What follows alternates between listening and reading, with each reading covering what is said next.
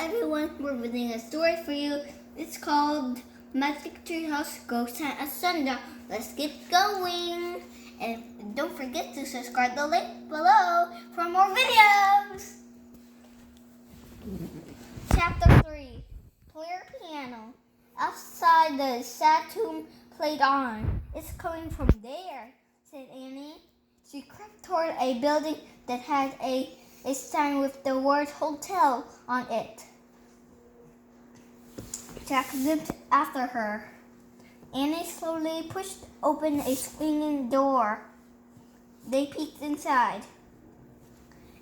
In the failing daylight lit a piano in the corner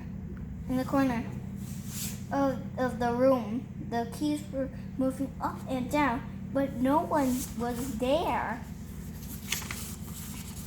Yikes, whispered Annie. A ghost playing ghost in the piano. Suddenly the keys were still. The air got very cold. No way, said Jack. There's no such thing as a ghost. We saw one on ancient Egypt, whispered Annie. Yeah, but that was ancient Egypt, said Jack. Even so, his heart raced. I'll look it up. Jack pulled the research book. No. Jack pulled out the Wild West book. He found a picture of a piano. He read aloud. Player pianos were popular in the Old West. The piano played it on minute and at the when someone pumped its floor pedals. Later, with electricity, the piano all played on itself. Woo! Jack closed the book. I knew there were an answer. He said it must be electric, and somehow it came on. I didn't know they had electricity in the Wild West, said Annie. They didn't, said Jack. He looked at Annie. Oh man, let's get out of here, he said.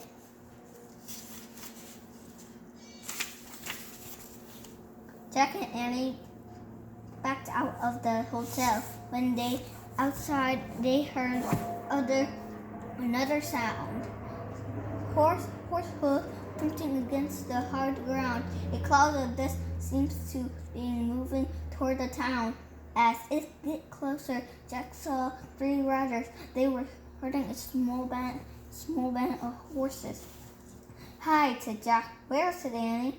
Jack looked around wildly. He saw 2 barrels outside the hotel. There, he said. Jack and Annie hurried to the empty barrels. Jack climbed inside one and tried to scrunch it down. His hat wouldn't fit.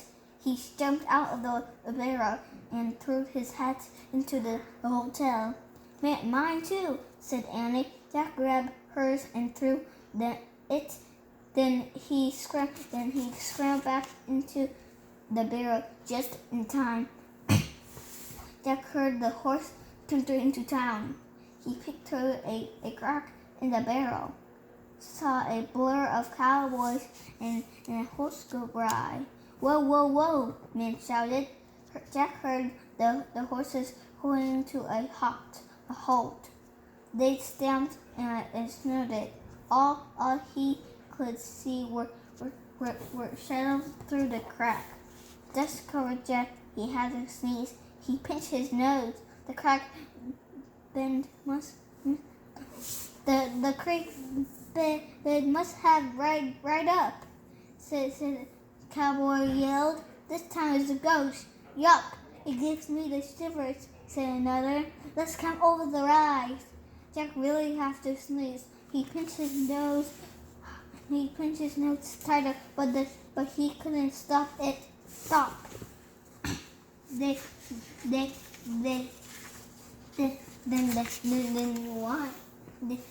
Then sneeze. He let out a Achoo! What was that? Someone said. Just then a loud whinny split the air. Jack saw a beautiful horse. Then he saw a beautiful horse. He freed right up. She has no rudder or saddle, just a rope around her neck.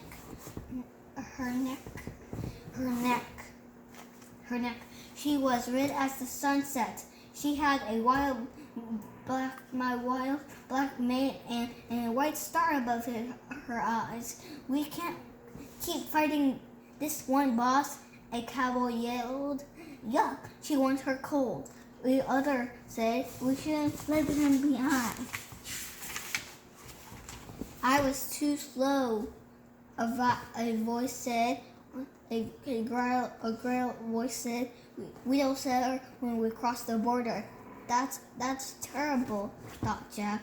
He knew Annie must be upset too. He just hoped that she wouldn't jump out of her barrel.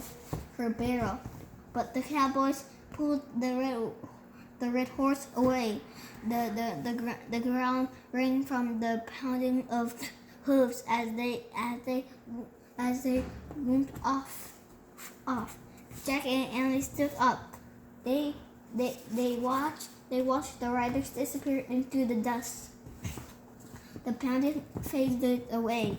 All was quiet again, except for the lazy buzzing of flies. They were mean to that horse, Annie said in a low, angry voice. I know, but was nothing we could do, said Jack. His boots were killing him. He climbed out of the barrel. Ma'am, I have to get these off, he said. Jack sat down on the porch of the hotel. He grabbed he grabbed the foot of one boot. He pulled. Jack, said Annie. I think there is something we can do. What? Said Jack. Looked up. A small horse was running down the road. He was as red as the wild mother horse. He had the same black mane and a white star above his eyes. A rope was around his neck. He looked very lost. Chapter 4.